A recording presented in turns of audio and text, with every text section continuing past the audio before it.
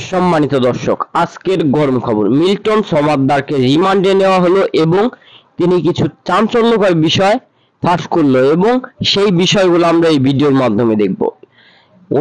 Milton সমাদ্দারের কথা শুনে পুরো মিডিয়া জগৎ তোলপাড় সৃষ্টি হয়েছে সেই কথাগুলো শুনে। সেই কথাগুলো কি কি ছিল, তাহলে চলুন দেখে আসা যাক সেই কথাগুলো। আজকের এই ভিডিওটি খুবই গুরুত্বপূর্ণ হতে চলেছে, তাই সম্পূর্ণ ভিডিওটি না টেনে দেখার অনুরোধ রইল। আর সম্পূর্ণ ভিডিওতে রয়েছে আরো অনেক গুরুত্বপূর্ণ বিষয়, যা দেখলে আপনারা রীতিমতো অবাক হতে বাধ্য হবেন। তাহলে চলুন কথা না বাড়িয়ে চলে যাওয়া যাক মূল ভিডিওর দিকে। আর আপনি যদি আমাদের এই চ্যানেলে নতুন হয়ে থাকেন তাহলে অবশ্যই সাবস্ক্রাইব করুন বাংলাদেশের সর্বশেষ আপডেট খবর পাওয়ার জন্য এবং একটি লাইক দিয়ে দেখতে থাকুন সম্পূর্ণ ভিডিওটি। যে সে একদিকে বলছে যে 900 লোক মারা গেছে, কোনো সময় বলছে 135 জন লোক মারা গেছে।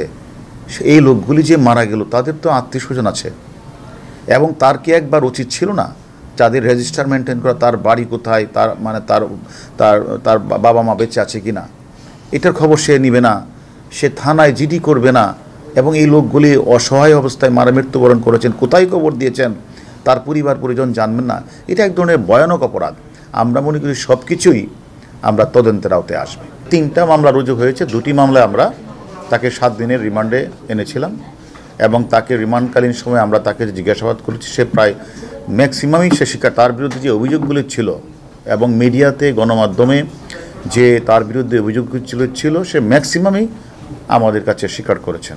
চাইল্ড অ্যান্ড ওল্ড কেয়ার, যে সেখানে আমরা গিয়ে কিন্তু তার ভুয়া ডেথ সার্টিফিকেটে তৈরি করে লাশ দাপন সে কাগজগুলি পেয়েছি, সিল পেয়েছি, এবং সে আমাদের কাছে স্বীকারও করেছে যে এটা আমরা ডাক্তার কাছে আনতাম না, আমি নিজেই এই ভুয়া ডেথ সার্টিফিকেটটা তৈরি করে সিল সাপ্পর আমিই করতাম। এবং পরবর্তী পর্যায়ে তাকে যখন আমরা অপারেশন থিয়েটারের কথা বলা হলো, সেখানে সে যে ডাক্তার রাখে নাই সেটাও স্বীকার করেছে। এবং সে যে তাদের উপরে মানসিক টর্চারটা করেছে, যে সে নিজেই যে এই আশ্রমে যাদেরকে নিয়ে আসা হয়েছে অধিকাংশই হলো প্রতিবন্ধী, বৃদ্ধ, প্যারালাইজ। এই বয়স্ক প্রতিবন্ধী প্যারালাইজ মানুষগঞ্জে তো একটু অ্যাবনর্মাল আচরণ করত, এবং সে কারণেই সে তাদের উপরে প্রচণ্ড পরিমাণে নির্যাতন করত, লাঠি দিয়ে পিটাতো। সেটা স্বীকার করেছে যে, এবং যে এটা আমি করেছি, এটা আমি ভুল করেছি। কিন্তু বিষয়টা হচ্ছে আমরা যেটা তাকে পরে জিজ্ঞাসাবাদ করলাম যে সে যে এইভাবে তাদেরকে মানসিক শারীরিকভাবে নিস্তেজ না নির্যাতন চালাতো, কারণটা কি?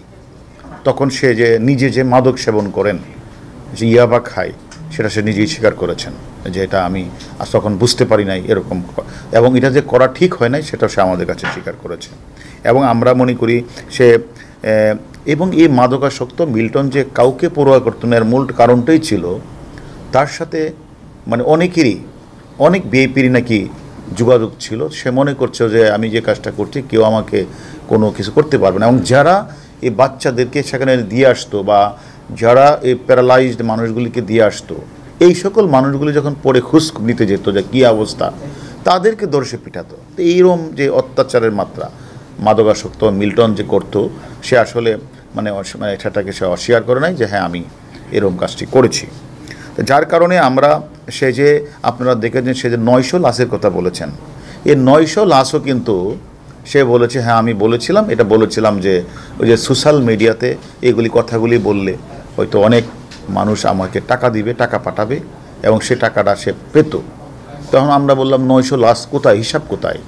সে রেজিস্টার দেখাতে পারে নাই, কোথায় কবর দিয়ে সেটা দেখাতে পারে নাই।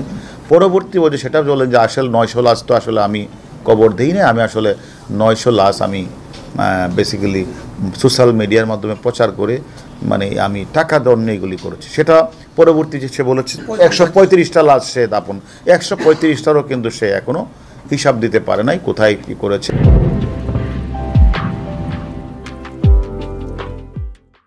এগুলি আমরা আরও প্রয়োজন বশত আমরা মনে করি সে যিনি যে প্রতিনিয়ত তার আশ্রমে অনাথ, মানসিক প্রতিবন্ধী এবং মানসিকভাবে ভারসাম্যহীন এইগুলো ভিডিও তৈরি করে সেই ভিডিওগুলি সব বিভিন্ন ফেসবুকে দিয়ে মানুষের বিবেককে নাড়া দেওয়ার চেষ্টা করেছে।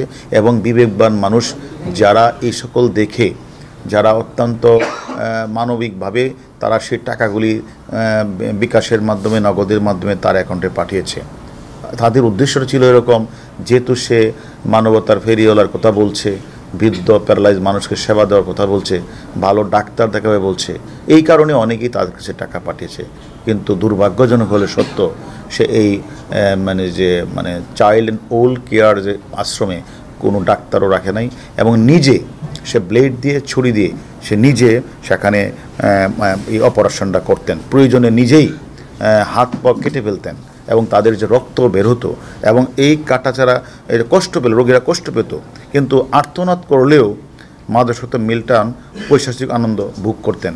ব্লেড এবং ছুরি দিয়ে কাটাছাড়ার কারণ অধিক রক্তকরণ ও মিল্টনের আসলে প্রাণান্ত হৃদয়কে নাড়া দিত না, এবং অনেকে এরকমভাবে মারাও গিয়েছেন। তো এই সব কিছু আমরা বের করেছি।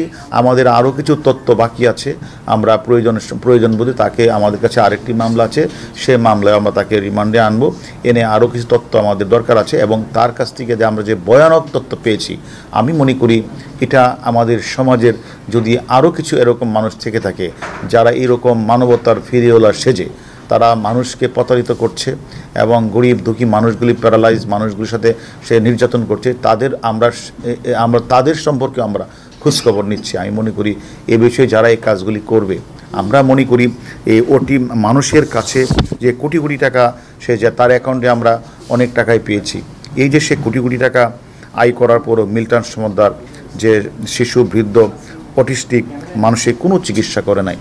যে আপনারা জানেন আমার মাননীয় বঙ্গবন্ধুর নাতনি, মাননীয় প্রধানমন্ত্রীর কন্যা সাইমা বসুল, সে অটিস্টিকদের দক্ষিণ এশিয়ার চ্যাম্পিয়ন হিসেবে নির্বাচিত করেছেন ওয়ার্ল্ড হেলথ অর্গানাইজেশন, এবং তিনি অনেক প্রশংসিত হয়েছেন অটিজম বাচ্চাদের নিয়ে কাজ করার কারণে। আর এই বাংলাদেশেই এরকম মানবতার ফেরিওয়ালার অটিজমদের কথা বলে মানুষের কাছে কোটি কোটি টাকা তুলে সে খরচ না করে উল্টা তাদেরকে পিটিয়েছেন। এটা অত্যন্ত দুঃখজনক।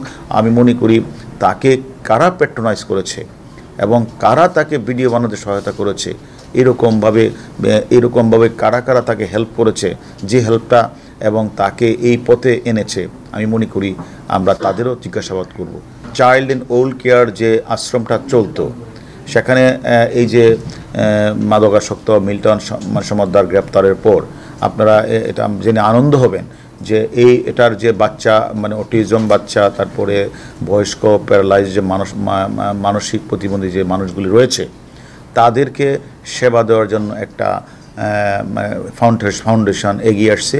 তারা এখন আমরা খোঁজ নিয়ে জেনেছি, বোধ আপনারাও খোঁজ নিলে জানবেন, এখন এদেরকে ভালো খাবারও দেওয়া হচ্ছে এবং তাদের চিকিৎসারও ব্যবস্থা করা হচ্ছে।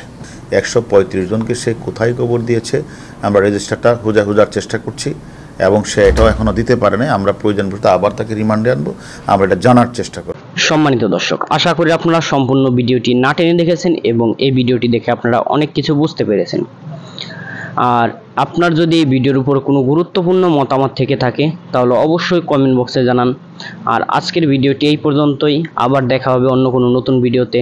ততক্ষণ সুস্থ থাকুন, ভালো থাকুন, আল্লাহ হাফেজ।